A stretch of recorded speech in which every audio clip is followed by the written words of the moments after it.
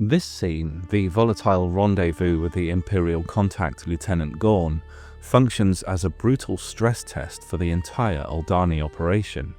Stripping away any sense of romantic idealism, the encounter reveals the naked, high-risk reality of early rebellion. While the surface tension is rooted in conflicts of authority and trust, the true theme of the scene is operational scarcity, the desperate lack of material resources, time, and redundancy that exacerbates every minor interpersonal and logistical challenge into something huge. The most immediate manifestation of this theme is the scarcity of materials and planning.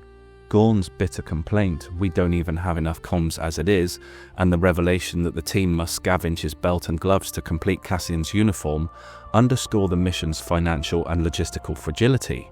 This is not a well-funded, state-level operation, it's a desperate guerrilla action where every item is precious. The loss of a single comms unit is a life-threatening compromise of the backup plan, forcing the team to run closer to the absolute edge. This material scarcity immediately transforms any potential problem, such as Cassian's sudden arrival, into a crisis because the team lacks the logistical padding to absorb the shock of the unexpected. The pressure cooker environment forces the conflict over leadership and scarcity of authority.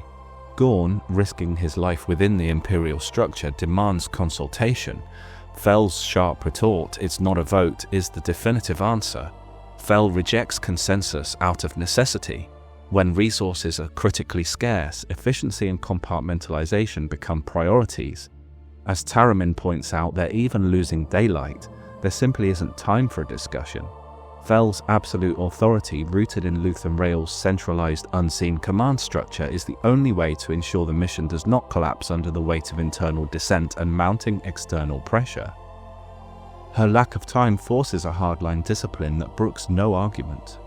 The scarcity ultimately culminates in the scarcity of trust and the transactional nature of human assets.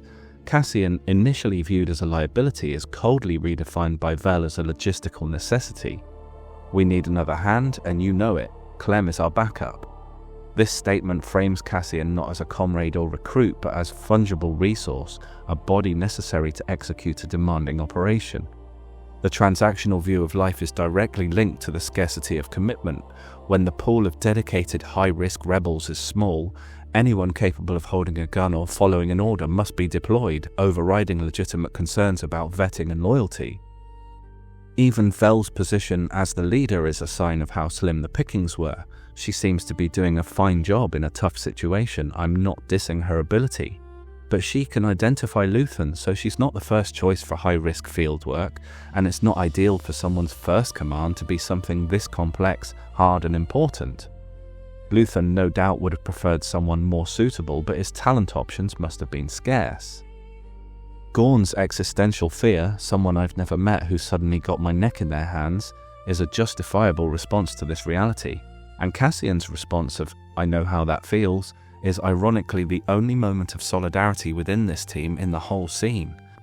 While Gorn loudly distrusts the newcomer, the scene actually closes on Skeen, sitting silently by the fire, watching Vel and Gorn, listening as they walk away. He's watching them particularly closely. The show's way of telling us to watch him particularly closely. Maybe the operational danger lies within the established group, rather than with the new arrival. This scene is a powerful thematic statement that the rebellion's core identity is forged in absolute desperate need. They lack comms, uniforms, numbers, time, and even internal consensus. The relentless operational scarcity compels the team to adopt a ruthless transactional discipline, prioritizing the mission's logistics above all else, above consensus, above comfort, and critically above trust. Every argument, every moment of heightened paranoia is a direct consequence of this chronic operational scarcity. It compels Vel to wield absolute authority and forces the entire team to adopt a ruthless transactional view of each other. Fundamental questions of loyalty, identity, and personhood remain ruthlessly unanswered, casualties of the race against time. The true poignancy of their situation is that their revolutionary fire is currently fueled not by ideology, but by the cold, unforgiving mathematics of necessity.